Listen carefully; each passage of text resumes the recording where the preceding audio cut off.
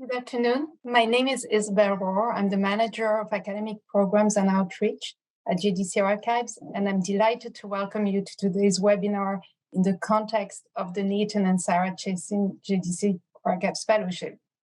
I'd like to start by saying a few words about JDC Archives. JDC Archives holds the records of JDC since its creation about 109 years ago, and scholars from around the world, as well as family researchers, filmmakers, journalists, and others use our collections for their research. We also offer fellowships to enable scholars to conduct research in our archives. And today's webinar is organized in the context of one of these fellowships, the Nathan and Sarah Chassin JDC Archives Fellowship. That fellowship was established in 2019 thanks to a generous gift from Sorrel and Lauren Chassin to honor Sorrel's grandparents. We'd like to extend our thanks to Sorrel and Lauren Chassin for their generosity in endowing this fellowship. Sorrel Chassin will actually introduce Michael Rome today, who is the recipient of that fellowship for 2022-2023. After Sorrel's introduction, Michael Rome will talk for about 40 minutes. This will be followed by question and answers for about 15 minutes or a little bit more. And please note that your microphones are muted. You can send us your question via the Q&A function. And Sorrel will now introduce Michael Rome. Michael Rome is a scholar of modern Latin American and Jewish history. He's currently a Social Science and Humanities Research Council postdoctoral research fellow at the University of British Columbia in Vancouver, Canada. He also had research fellowships at the Center for Jewish Studies, University of Cape Town, and University of São Paulo. In 2019, he received his PhD in history at Yale University. His writing has appeared in Jewish Social Studies, the Jewish Quarterly Review, and the Luso-Brazilian Review. He's finishing a book entitled Brazilian Belonging, Jewish Politics in Cold War Latin America. Today, he will be sharing research from a new project entitled Egyptian Jewish Migration to Brazil during the late 1950s. As she mentioned, he is a recipient of the Nathan and Sarah Chassin JDC Archives Fellowship in memory of my grandparents, which I established. Michael, you may start your lecture at your convenience. Thank you, Sorrel, for that very kind introduction and for your family's generous support of my research. I would also like to thank Isabel and Abra for their hard work in putting this webinar together, and all of you in the audience for tuning in today. There will be more refugees on the roads of Europe, predicted Rabbi Herbert Friedman, than there have been since World War II. Friedman, a United Jewish Appeal official who had just returned from a fact-finding mission in Europe, was referring to a wave of refugees escaping war in Eastern Europe, while other refugees headed northward across the Mediterranean from Africa, fleeing ethnic conflict and religious oppression. But he was not thinking of the Russian invasion of Ukraine, nor the hundreds of thousands of migrants from North and East Africa attempting to reach Southern European ports. And the year was not 2023. Rather, it was January 1957, and the refugees, many of them Jewish, were forced to leave their homes as a result of two conflicts that occurred in November 1956, the Soviet Union's invasion of Hungary and the Suez War between the Triple Alliance of Britain, France, and Israel on the one hand, and Egypt on the other. Not since DP camps dotted the map of Europe have there been so many Jewish refugees fleeing from tyranny and terror. Friedman's travel companion, Joint Distribution Committee Executive Vice Chairman Moses Leavitt reported in a press conference in January 1957 after his return to the United States. In addition to some 16,500 Jewish refugees from Hungarian communism, leave it added, thousands of Jews have already been expelled from Egypt, and the signs are that Nasser is determined that all of Egypt's 50,000 Jews must go. This presentation today will focus on Egyptian Jewish refugees and the journeys that took them from the Nile in Egypt to the banks of the Tietê River in São Paulo. It will begin with an overview of the making of the Egyptian Jewish community and its rapid growth during the late 19th and early 20th centuries. Next, I will give a brief synopsis of the 1956 war between Egypt and Israel and the Egyptian government's persecution of Egyptian Jews in the immediate aftermath of the war. Finally, I will explore the options available to Egyptian Jewish refugees and the role of international organizations like the JDC in facilitating their immigration. According to the 1947 Egyptian census, 65,639 Jews lived in Egypt out of a total population of 20 million, representing a tenfold increase in the number of Egyptian Jews from 1840, when an estimated 6,000 to 7,000 Jews lived in the country. This dramatic population increase was largely the product of immigration during the late 19th and early 20th centuries from North Africa, the Ottoman Empire, and Eastern Europe, inspired by the growing Egyptian economy, liberal immigration policies, and economic and political crises in the immigrants' countries of origin. In fact, Jews were part of a much larger immigration to Egypt, which also included large numbers of Armenians, Greeks, Italians, and Syrians. In 1947, 42,000 Jews lived in Cairo, 21,000 in Alexandria, and the remaining 2,600 lived in other cities and towns like Port Said and Tanta. While most Egyptian Jews were Sephardim or Mizrahim, meaning that they traced their origins to Spain and the Arab world, 6,000 were Ashkenazim, and around 3,500 were Karaites, a minority Jewish sect that rejected the authority of the Talmud. Egyptian Jews spoke a wide variety of languages, reflecting their diverse origins, including Arabic, Greek, Italian, Ladino, and Yiddish. Their main language, however, was French, the language of the Egyptian elite, which also became the language of Jewish communal institutions and schools. Many Egyptian Jews also knew English, which they used for business, but rarely in their private life. They were active in the liberal professions, such as law and medicine, ran their own businesses, and worked as employees of banks, insurance, and import-export companies. Approximately 5 to 10% of the Egyptian Jewish community were wealthy bankers, merchants, landowners, and entrepreneurs. 2/3 were middle-class professionals, and the remaining 25% were poor, largely subsisting through communal welfare and charity. Egypt was part of the Ottoman Empire until the beginning of World War I, and in keeping with common Ottoman practice, many minorities opted for foreign citizenship, which granted them legal and economic privileges, such as exemption from local taxation. Until the 1930s, these privileges made it more attractive for Egyptian Jews to apply for foreign rather than Egyptian citizenship, either in places that they had originated from, such as Greece and Italy, or from great powers like Britain and France, who were seeking to increase their local influence. The 1937 Montreux Convention abolished these foreign privileges, bringing foreigners under the jurisdiction of Egyptian courts and making Egyptian citizenship more valuable. While the 1929 citizenship law granted Egyptian citizenship to anyone whose family had been resident in Egypt since 1848, was a foreign subject of the Ottoman Empire who resided in Egypt in 1914, or had been in Egypt for 10 years, had adequate command of Arabic, sufficient means of support, and proof of good conduct. In practice, it was difficult for non-Muslims to be naturalized as Egyptians. Consequently, only 1/4 of Egyptian Jews were Egyptian citizens. Another quarter were citizens of other countries, including Britain, France, Greece, Italy, Morocco, and Tunisia, and around half were stateless, meaning that they held no citizenship whatsoever.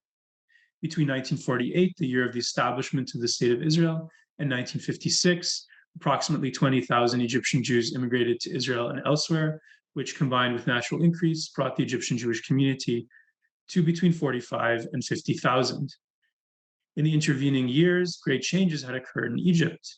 On July 23, 1952, a group of young military officers overthrew the regime of King Farouk. Calling themselves the Free Officers, They created the Revolutionary Command Council, RCC, led by Colonel Gamal Abdel Nasser. In place of the deposed king, the RCC appointed a general named Mohammed Naguib as president and prime minister. Naguib displayed a friendly relationship with the Egyptian Jewish community, visiting Jewish institutions such as synagogues, but instead of serving as the mere figurehead that the RCC had intended, Naguib had his own ideas, which often contradicted those of Nasser. Consequently, in November 1954, the RCC removed Naguib from office on the spurious grounds of supporting the Muslim Brotherhood, and Nasser became president in his stead. Nasser pursued an independent foreign policy designed to assert Egyptian sovereignty and break with its historic dependence on the West. He refused to join the 1955 Baghdad Pact, which brought together Britain, Iran, Iraq, Pakistan, Turkey, and the United States, and instead created a rival alliance with Saudi Arabia, Syria, and Yemen. In April 1955, Nasser joined the leaders of China, India, and Yugoslavia at a conference in Bandung, Indonesia, designed to create a bloc of non-aligned nations that would maintain a neutral position in the Cold War. Most strikingly, in September 1955, Egypt announced a $200 million arms deal with Czechoslovakia, which would provide Egypt with advanced Soviet military equipment in exchange for Egyptian cotton. While ostensibly with Czechoslovakia, the deal was really with the Soviet Union and directly challenged US hegemony in the Middle East. In addition to pursuing new foreign alliances, Nasser also focused on developmental projects such as the Aswan Dam, which would irrigate 125 million acres of arid land and provide the electric power necessary for the ambitious industrialization program intended to give Egypt complete economic self-sufficiency. But this project's construction costs of an estimated $1 billion were far beyond Egypt's ability to pay, requiring it to seek foreign assistance. In December 1955, Great Britain, the United States, and the World Bank offered to provide the economic assistance required to build the dam, but they conditioned these loans on World Bank supervision of Egypt's budget and an Egyptian commitment not to accept further aid from communist countries. Viewing these conditions as an attempt to assert foreign control over Egypt's economy and foreign policy, Nasser hesitated to accept the offer. Meanwhile, he continued to pursue an independent foreign policy, which included recognizing the People's Republic of China in May 1956, an act that prompted the US to withdraw its aid offer in July of that year. Nasser responded to this US decision with an announcement that Egypt would nationalize the Suez Canal Company, the Anglo-French company that operated the major shipping artery between Europe and Asia, in order to pay for the Aswan Dam. This in turn led the British and French to embark on a military operation in order to retake the canal and overthrow Nasser, in alliance with Israel, which wanted to reopen the Gulf of Aqaba to Israeli shipping. On October 29th, Israeli forces invaded the Sinai Peninsula, and 2 days later, the British and French began bombing Egyptian military targets near Cairo and in the Canal Zone. British and French paratroopers landed in Port Said on the Mediterranean side of the canal on November 4th, and they managed to take the town 2 days later.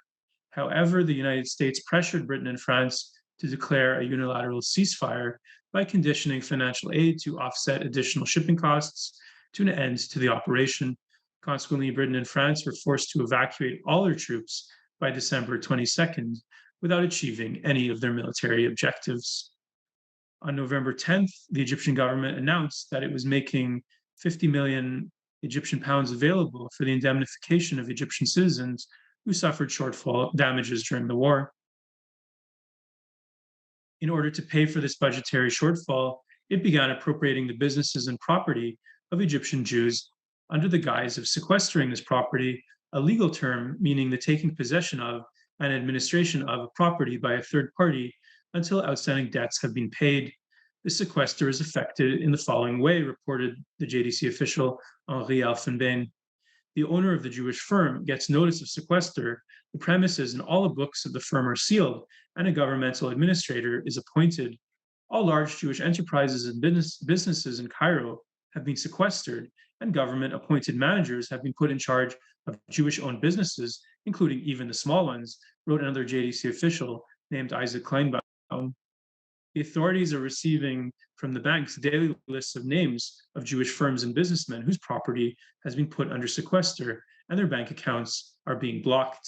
Although the justification for these measures was the state of war, it was clear to observers such as Elfenbein and Kleinbaum that the real purpose was the seizure of Egyptian Jewish property by the Egyptian state. In addition to eliminating Jews from Egypt's economic life and depriving them of their businesses and employment, Egyptian authorities also arrested and interned hundreds of Jews. More than 600 Jews were interned at the Sybil Jewish School in the Cairo quarter of Abbasiyah, where they were separated based on their citizenship. Jews who were Egyptian citizens or stateless remained in the school, while Jewish men with foreign citizenship were sent to the Barrage prison alongside common criminals, and Jewish women with foreign citizenship were interned at the Abraham Betteridge Jewish School in Heliopolis. All of the people have been arrested on grounds of activities against the security of the state, or who are engaged in activities believed to be dangerous to the security of the state, reported the JDC official Jerome Jacobson. That the official reason stated is a sham is indicated by our informant, who pointed out that there are many old women among the detainees and old people who could not possibly be involved in any activities inimical to the security of the Egyptian state. Rather than addressing any real security concerns, these mass arrests were part of the Egyptian government's strategy to force Jews out of Egypt, regardless of the citizenship that they held. Jews interned or imprisoned of all nationalities are told that they can leave prison as soon as they produce a ticket to leave Egypt, reported the American Jewish Committee. In order to do so, Jewish attorneys sent word to their relatives by bribing prison guards, who allowed the relatives to bring departure tickets to the detainees. In order to expedite the process, prison guards even allowed enterprising travel agents to sell tickets within the prison themselves and informed the imprisoned Jews that anyone buying tickets would be freed. This policy even applied to Jews with Egyptian citizenship who could leave the country provided that they renounced their Egyptian passport in exchange for a laissez-passer document, effectively rendering themselves stateless. In order to ensure that the freed internees actually departed Egypt, Egyptian police escorted them directly to their ships and planes. In some cases, Egyptian Jews received expulsion orders without being arrested or imprisoned. The JDC's informant stated that around 500 families received such orders, in which the head of the household was called to the police and verbally ordered to leave Egypt in varying periods of time, which ranged from 7 days to as little as 48 hours. Police issued these orders on a geographic basis based on the number of people that they were able to reach in one night. The numerous British and French subjects, as well as the Jews of all nationalities, are expecting that armed patrol, which regularly night after night at about 2 a.m. visits a certain number of houses in order to tell their occupants to leave the country as quickly as possible, reported the Italian newspaper Gazzetta Sera in January 1957.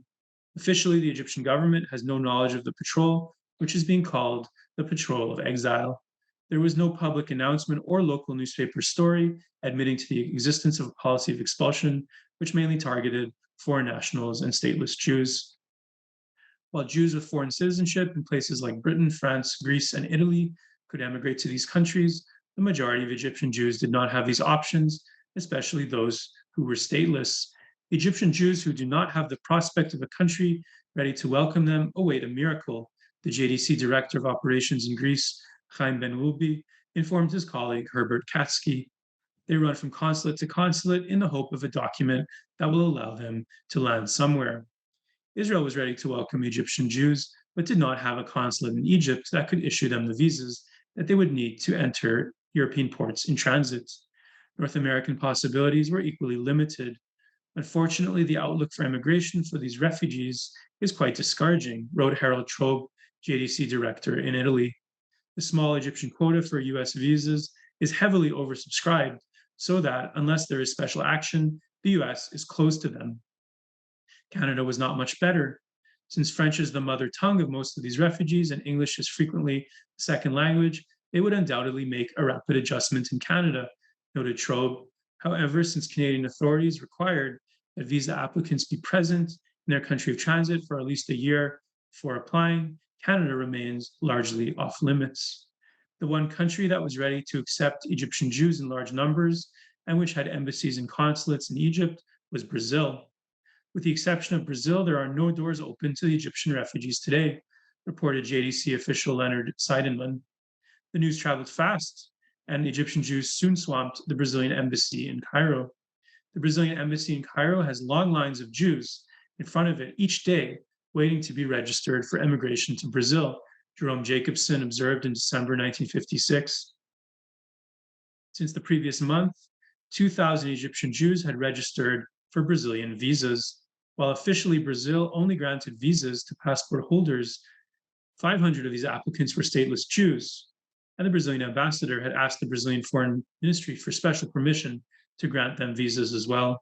Meanwhile, the Swiss embassy acted on behalf of Britain and France, which had broken diplomatic relations with Egypt, and issued British and French visas to applicants with at least one family member with a national passport, as well as transit visas to any Egyptian Jew wishing to go to Israel. With their visas in hand, Egyptian Jews began leaving en masse, as you can see in this slide. The first arrivals, the well-to-do, came in planes, mostly to Italy and Switzerland, but soon an uninterrupted flow of refugees started arriving in all the parts of the Mediterranean in smaller and bigger batches, reported the Jewish agency official Eran Laor. Every ship coming to Piraeus, Naples, Genoa, Marseille brought full loads of Jewish and non-Jewish residents of Egypt of all nationalities. Here you can see Egyptian Jews arriving in Naples in late 1956 and in Piraeus in Greece, also in late 1956. The Achilleus brought over 200 Jews to Italy on November 29th, of whom 123 had Italian citizenship, 56 were French citizens, 15 British citizens, and 15 stateless. This group included 46 persons who had been imprisoned in a former Jewish school building and afterward in a prison with common criminals under terrible conditions with respect to overcrowding, sanitation, and food, reported Harold Trobe. In order to facilitate this exodus, the Jewish community of Cairo requested the assistance of the International Red Cross, which chartered mass transports of Egyptian Jewish refugees to Mediterranean ports in France, Greece, and Italy. Here you can see further images of Egyptian Jews arriving in Piraeus, Greece in 1956 and early 1957. By the end of 1956, 4,400 Jews had left Egypt, and in the first 3 months of 1957, an additional 12,700 departed the country. The combined 17,000 Jewish refugees who left Egypt in little over 4 months represented around 1/3 of the Egyptian Jewish community. They were roughly evenly divided between France, which became home to 3,500 Jewish refugees in transit, Greece, which took in 5,000, and Italy, which took in 5,700. With the exception of passport holders of these three countries, the Jewish refugees could only remain temporarily until they had received their immigration visas and departed for other countries, primarily in Latin America and the English-speaking world. They are also largely penniless, since they had only been allowed to take 20 Egyptian pounds with them, along with a few personal belongings. Accordingly, these refugees were largely dependent on the aid of local Jewish communities in their places of transit, as well as international Jewish aid organizations such as HIAS and the JDC. Here you can see JDC officials registering Egyptian Jewish refugees arriving in Marseille in late 1956. Each of the three main countries of transit had different entry requirements and distinct funding arrangements. Greece was willing to accept Egyptian Jewish refugees with Greek citizenship or who already had immigration visas for other destinations. Other refugees were allowed to disembark at the Greek port of Piraeus, provided that they agreed to go to Israel. Thanks to a tacit Greek-Israeli agreement, a representative of the Israeli embassy boarded boats containing Egyptian Jewish refugees and provided Israeli immigration visas to those that wanted them. The Greek government allowed refugees with national passports to remain in the country for up to 3 months, but did not provide them with any financial aid. Consequently, the Jewish agency paid the expenses of Jewish refugees seeking to go to Israel, and the Central Council of Greek Jewish Communities covered the costs of Jewish refugees with Greek citizenship. While almost all Egyptian Jewish refugees who passed through Greece went on to Israel, a few decided to try their luck elsewhere with assistance from HIAS and the JDC while in Greece. Here you can see Egyptian Jewish refugees in Marseille receiving food rations. As in Greece, the Jewish agency paid for the expenses of Egyptian Jewish refugees who landed in Italy and intended to go to Israel. while the Italian government covered the initial expenses of Italian citizens, placing them in reception centers in ports such as Brindisi, and then providing them with 10,000 liras in spending money and railroad tickets to other cities in Italy. The Union of Italian Jewish Communities, with assistance from the JDC, supported both Italian and stateless Jews who opted to remain in Italy. In March 1957, 900 of the 4,400 Egyptian Jewish refugees who had arrived in Italy remained in the country, of whom 700 were Italian citizens, and the other 200 were stateless. 500 were living in Milan, 250 in Rome, 100 in Livorno, and 50 in Genoa. Yet even for Italian nationals, their Italian citizenship did little to equip them to integrate into the country, as few actually spoke Italian, and their professions would not enable them to find jobs that would allow for a decent standard of living in an Italy rife with unemployment. Here you can see some images of Egyptian Jewish refugees in transit. The situation in France was somewhat more complicated than either Greece or Italy. As a member of the Triple Alliance that invaded Egypt in 1956, France needed to see to the needs of its own citizens, Jewish and non-Jewish alike, who had been expelled from Egypt. In addition to French nationals, France also took in over 3,000 Egyptian Jewish refugees who were either stateless or had citizenship from Morocco or Tunisia, both of which had recently become independent from France.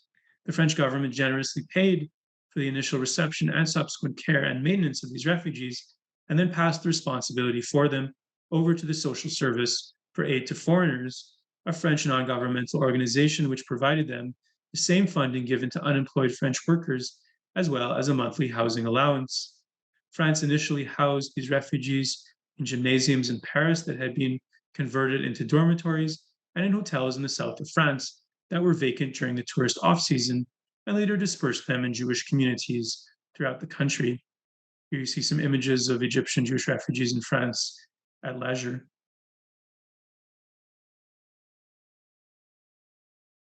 Besides working with governments and Jewish organizations to help provide for the care and maintenance of Egyptian Jewish refugees in transit, the JDC also attempted to facilitate these refugees' communal and spiritual needs. In April 1957, the JDC shipped 2,500 kilograms of matzahs and 1,500 kilograms of matzah meal to Egyptian Jewish refugees in Greece, which enabled these refugees to celebrate the Jewish holiday of Passover. The JDC also rented out a restaurant in Athens to serve Passover meals twice daily to between 1,000 and 1,200 Egyptian Jewish refugees during the 8-day holiday. On the first night of Passover, 800 refugees celebrated the Passover Seder together, which the local JDC official, Chaim Ben Rubi, called a moving spectacle. All social classes were happy to feel themselves free while they read the Haggadah. Ben Rubi cabled to the JDC office in Paris. One can only imagine that they experienced an even stronger sense of identification with the story of the Jewish exodus from Egypt than they would have had in previous years. Here you see some images of Egyptian Jewish refugees celebrating the Passover Seder in Marseille, France. The JDC also conducted interviews with Egyptian refugees who arrived in Genoa, Italy, in May 1957, which enabled us to gain a sense of the individual experiences that lay behind the broader statistics. Fernand Seton, age 26, came to Genoa on May 15th on the Esperia. He arrived stateless, even though he was born in Egypt. In Egypt, he had worked as the branch manager of a department store in Alexandria, which had been owned by a French citizen and sequestered in November 1956. While he had not been fired, he felt that there was no future for him in Egypt, and he applied for a Brazilian visa at the end of December. Elia Yaluz, age 60, arrived in Genoa on May 16th on the Eolia, along with his wife Esther, daughter Rachel, sons Yehuda and Masoud, and daughters-in-law Gamila and Regina. The whole family was born in Egypt, but they'd always been stateless.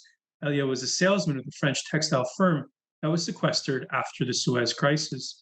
He stayed on until his departure, but only received half his salary. The Yaluz family was able to buy Brazilian visas through a contact at the Brazilian embassy. Benjamin Sachs, aged 45 and an Egyptian citizen, also arrived on the Eolia on May 16th, along with his wife and 3 children. He was a businessman, but his firm had been sequestered. The Sachs family applied for Brazilian visas and left Egypt as soon as they received them. By the end of June 1957, over 20,000 Jews had left Egypt. However, the pace of departure had clearly slowed, with 1,400 Jews leaving in April, 1,000 in May, and a mere 500 in June. The JDC official Leonard Seidenman observed that this slowdown in departures was a result of the lessening of anti-Semitic measures against Egyptian Jews. It should be pointed out, however, that this easing of the situation does not in any way mean that the desire on the part of these Jews to leave has changed, Seidenman reported in an internal JDC bulletin. It simply means that people are trying to work out more orderly departure and liquidation of their affairs. Another factor slowing down Egyptian Jewish departures was the onset of the Muslim season of pilgrimage to Mecca, which meant that the large boats that had previously carried upwards of 1,000 Egyptian Jewish refugees to Greece were no longer available. Our reports from Cairo continue to indicate that the Jewish community is convinced that it has no future in Egypt, Seidenman noted. In a subsequent report in October 1957, Seidenman expanded on the reasons for Egyptian Jews to feel the need to leave the country. They have been steadily discharged from jobs, and those that still enjoy the right to continue working have been told frankly that they face dismissal as soon as Muslims are trained to take over from them, he reported. Educational and professional opportunities for the youth have all but disappeared, and the conviction that their children face no future in the country is an impelling reason for the departure of those who might otherwise be able to find some means of struggling along. This led to a widespread feeling of insecurity among Egyptian Jews, Seidenman claimed, and a conviction that the majority of the 24,000 Jews remaining in the country would have to leave as well. 700 Jews continued to depart Egypt each month, bringing the total departures to 23,000. Since 1956, nearly half of the Egyptian Jewish population in 1956, and there was every sign that these departures would continue.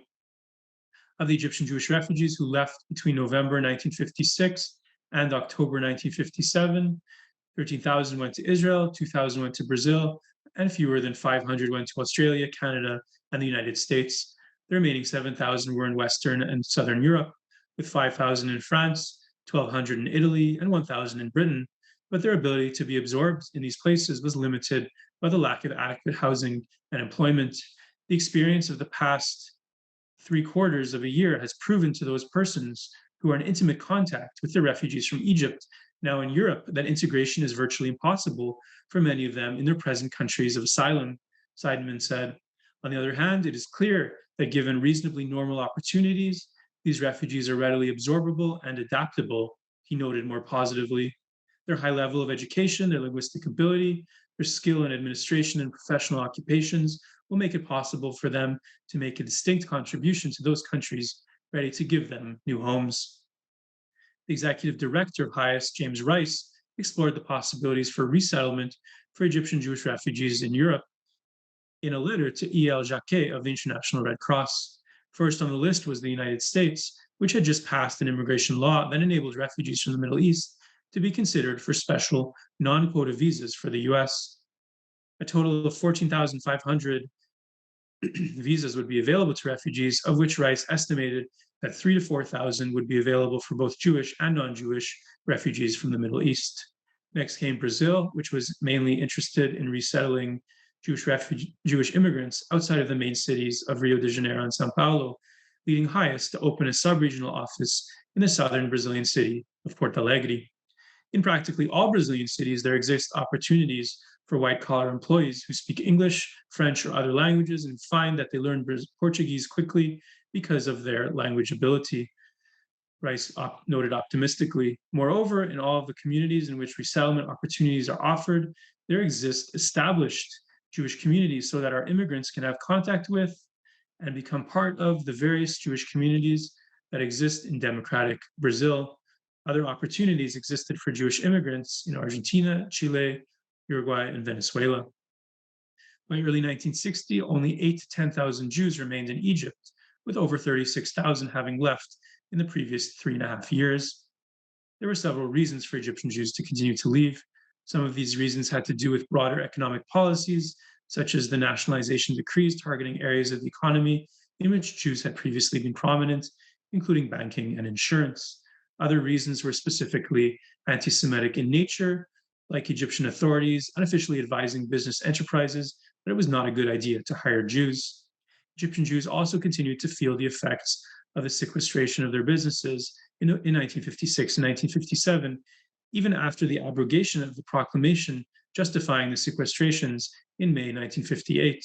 Many of these businesses had suffered severe losses and could not be reopened. Finally, the withering away of Jewish communal life was another important incentive to leave.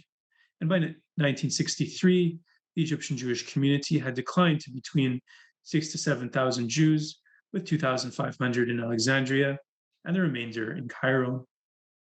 The mass exodus of Egyptian Jews created new Egyptian Jewish communities around the world. By 1962, 5,000 Egyptian Jews were living in Sao Paulo out of a total Jewish population of 65 to 70,000, and perhaps 2,500 Egyptian Jews were living elsewhere in Brazil, in Rio de Janeiro and Porto Alegre. As this presentation has shown, the mass migration of Egyptian Jews to Brazil occurred for several reasons. First and foremost was the Egyptian government's persecution of the Egyptian Jews that followed the 1956 Suez War, with the clear intention of driving the Jewish community out of Egypt. Second, the willingness of the Brazilian embassy to issue immigration visas to Egyptian Jewish refugees at a time when a few countries, besides Israel, were willing to do so. Third, the inability of Egyptian Jews to remain in countries of transit, like France, Greece, and Italy, due to a lack of employment and housing in these places.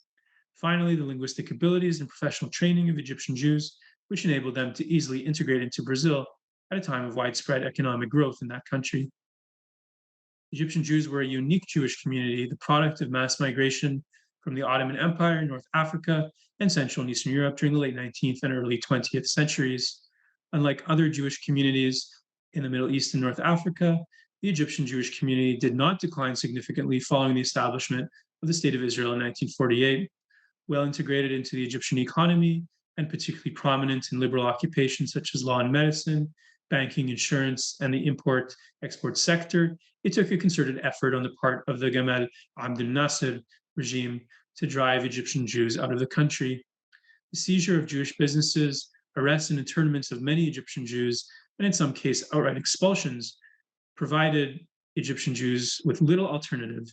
And within 4 years of the 1956 Suez War, 4/5 of the Jewish community had left the country.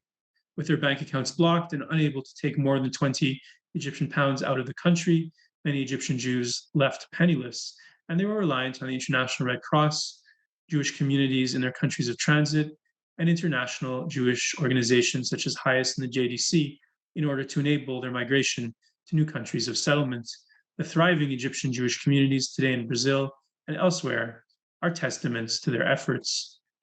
Thank you for your attention, and I look forward to your questions. Thank you, Michael. I will start with the first question. If you please could tell us how you came to that research topic. Yeah, well, thanks for that question. It's about my research grew out of my first project, which is on Brazilian Jewish politics during the Cold War. And while in Brazil, I realized that a lot of people in the Jewish community were of Egyptian origin, became more interested in this community. And yeah, I decided to conduct research through the JDC archives in order to find out more about the immigration of this community. And I see that we have received a few questions, so I will.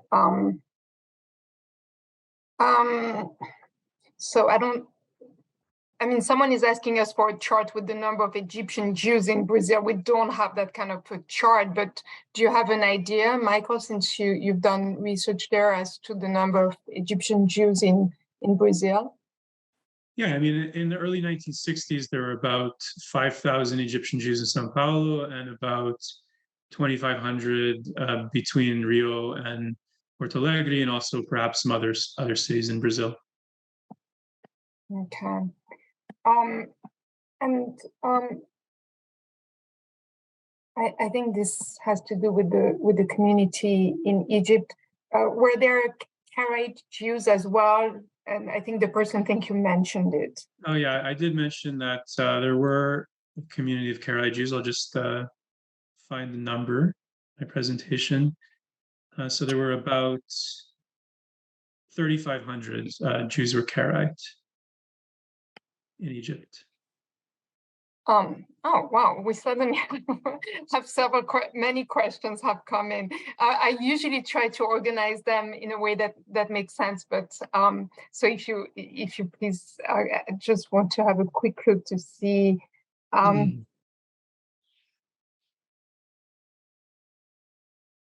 Did you come across journals and other materials from Jews from Egypt in Brazil?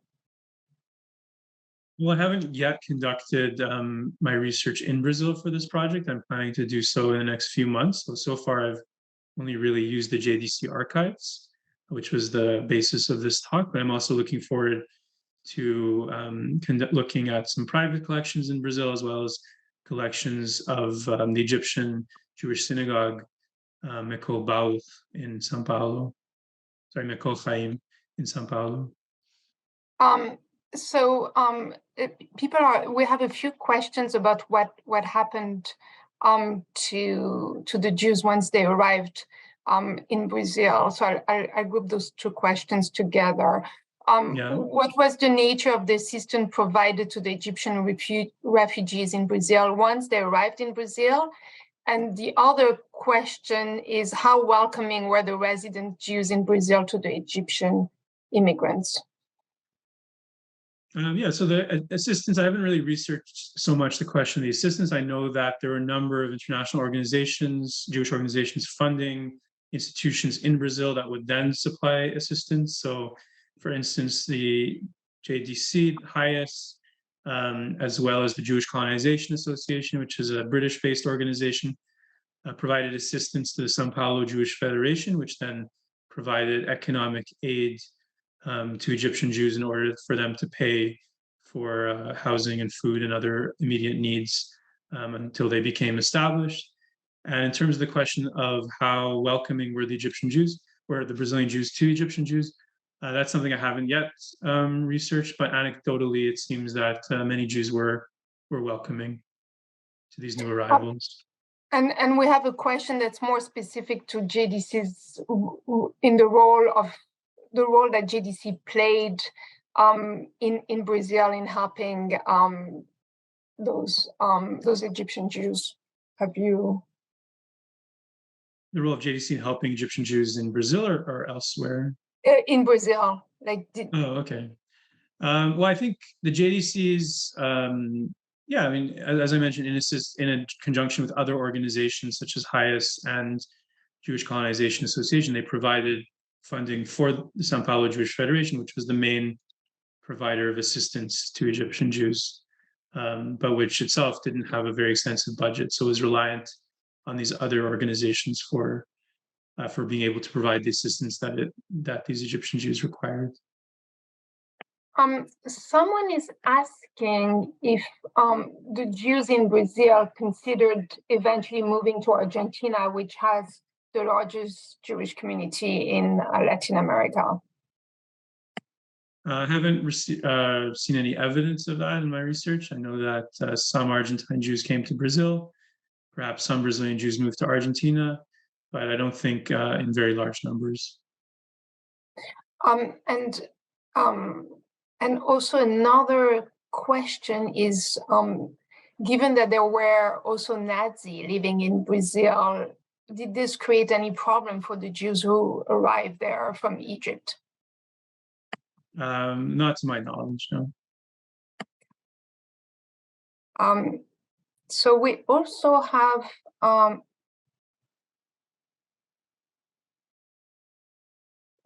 a question about if you could compare the reception of Egyptian Jews in France and in Brazil. Well, again, I haven't. So based on this research that I've conducted through the JDC archives, France was much more restrictive in terms of allowing Egyptian Jews into the country. It only really accepted Egyptian Jews who had French citizenship, or in very limited cases, Moroccan or Tunisian citizenship.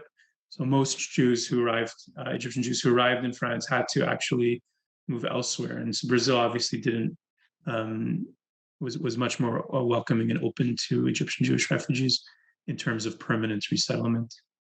And how many Jews were already in Brazil when those Egyptian Jews arrived?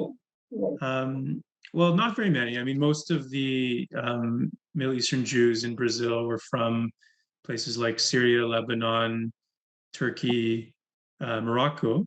There were perhaps a few Egyptian Jews who were able to sponsor relatives, but really this was the first instance of a large migration of Jews from Egypt to Brazil was happening during this period, during the late 1950s. And I see a few people seem to know a lot about the topic and are giving and are asking very specific questions. So one question is it has to do with Brazilian politicians. Horacio Laffer, foreign minister, did a lot for the Egyptian Jews. Have you come across any reference? Well, I've come across Horacio Laffer, who was a foreign minister during the early 1950s. I'm not specifically aware of any role that he might have played in facilitating the immigration of Egyptian Jews to Brazil, although I would be very interested to research that possibility and to learn more about that. We'll send you a copy of the question, and I think you will see people's email, so you're welcome to follow up with some. Great, and I should also say that there's been a few questions about my own email. Anyone that would like to contact me is welcome to do so. My email address is michael.rom@ubc.ca. So feel free to email me if I haven't answered your questions, or if you have any other questions that might have come up during the course of the presentation. Yes, there's a slightly similar comment. Someone says that Israel Klabin, former mayor of Rio de Janeiro, according to him, a quota of visa for Jews coming from Egypt was negotiated with the Brazilian government. And have you seen such negotiation? As I mentioned, this is very new research for me, so I've only really researched the JDC archives. I'm very much looking forward to conducting research in the archives of the Brazilian Foreign Ministry in Rio de Janeiro, which I'm hoping to do in the next few months. So then I'll be better equipped to answer that question. So far, I've just heard rumors and anecdotes as to which specific Brazilian politicians might have been involved in promoting Egyptian Jewish immigration, including President Juscelino Kubitschek, who is very open to immigration.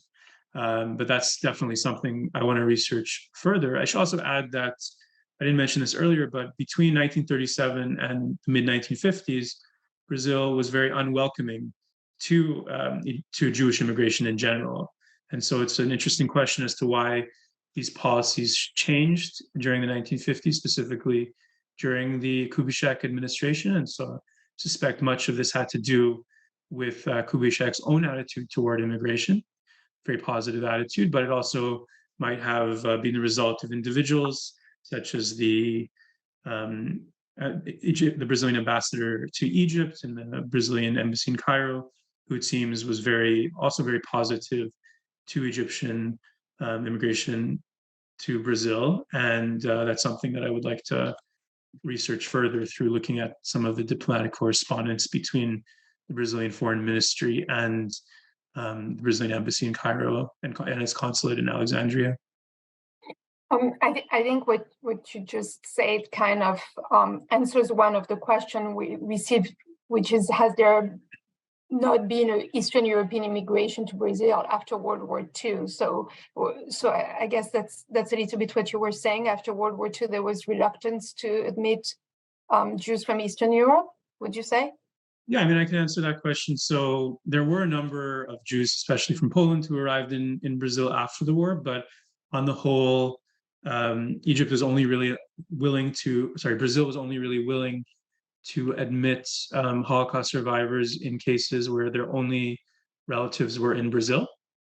So they weren't really willing to admit Holocaust survivors who had no family in Brazil. And there are many reported cases of Polish Jews actually nominally converting to Catholicism, which made it much easier for them to immigrate to Brazil. And then once they were in Brazil, they returned to Judaism. But this is an indication of the discrimination that the Brazilian Foreign Ministry practiced against Jews in the immediate aftermath of World War II, in addition to the period preceding World War II. So we also have a comment which I'm going to read. I don't always read comments, but I think this one is particularly interesting. Someone tells us that French schools, as the Lycée Français of Sao Paulo, transformed classrooms into dorms to receive the first wave of immigrants from Egypt. Rachel Mizrahi from USP did study such hospitality. So again, Michael, we'll share all of this with you so that you have plenty to follow up with afterwards. Are you aware of any cases in which refugees attempted to obtain reparation?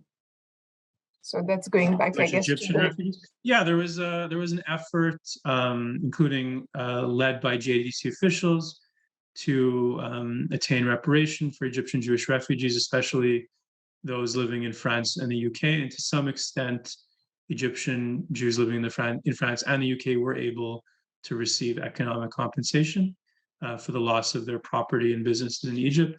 That's not something I've researched significantly, but I did come across it in the archives, and I believe that was within the context of negotiations between Britain and France and Egypt on French and British nationals who had been forced to leave Egypt in general. So Jews were able also to benefit from this process, and the JDC officials, including Jerome Jacobson, who I mentioned in my presentation, were very active in reaching out to Egyptian Jews, asking them to specify the nature of their losses, issuing surveys to Egyptian Jews living throughout the world, including in Brazil, and then lobbying international organizations such as the UN to force the Egyptian government to provide reparations. And I'm not exactly sure of the extent to which Egyptian refugees were able to receive reparations, but I believe that those that were in Britain and France did receive some financial compensation. And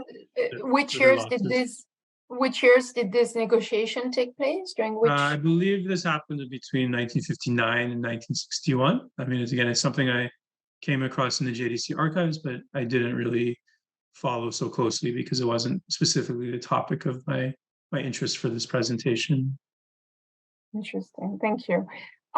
So I'll ask you about two more questions, Michael. Do contemporary descendants of those Egyptian Jewish refugees in Brazil maintain a connection to their Egyptian roots, and how do they interact with Ashkenazi Brazilians? As I mentioned, there's a synagogue in São Paulo known as Mikol Chaim. It's the largest Egyptian Jewish synagogue in the world. So that's an example of kind of Egyptian Jewish cultural continuity within their new places of settlement. Egyptian Jews maintain connections with relatives around the world. Many of them have relatives that went to different countries, such as Canada, the United States, Switzerland, Italy, France, and Israel. And so they're very much an active diaspora. I don't really believe they maintain very much connection with Egypt itself. Many of these Jews left Egypt specifically on condition that they would never return. So that's made it more difficult to maintain relations with with Egypt as a country, although perhaps individual Egyptian Jews have returned, especially in the aftermath of the peace agreement between Egypt and Israel in 1979. So that's something that I would definitely want to research further. But at the moment, I can say that Egyptian Jews very much take pride in their origins and have strong diasporic connections with family members living elsewhere, but do not necessarily maintain strong connections with Egypt itself. And we also have a question about your book. Someone wants to know who is publishing it. So this is the time to kind of do a bit of promotion. Right now, my book is under review at a university press. So hopefully soon I'll be able to give more information about that. And I'm hoping it'll come out sometime in the next year. Great. Thank you so much, Michael. And thank you very much to our participants for joining us today. The next JDC Archives program will take place on April 19.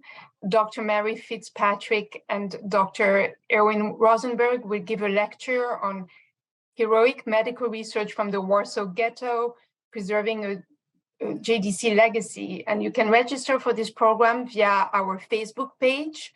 We hope that many of you will be able to join us. And you can also sign up for our e-newsletter if you would like to receive invitations to future programs.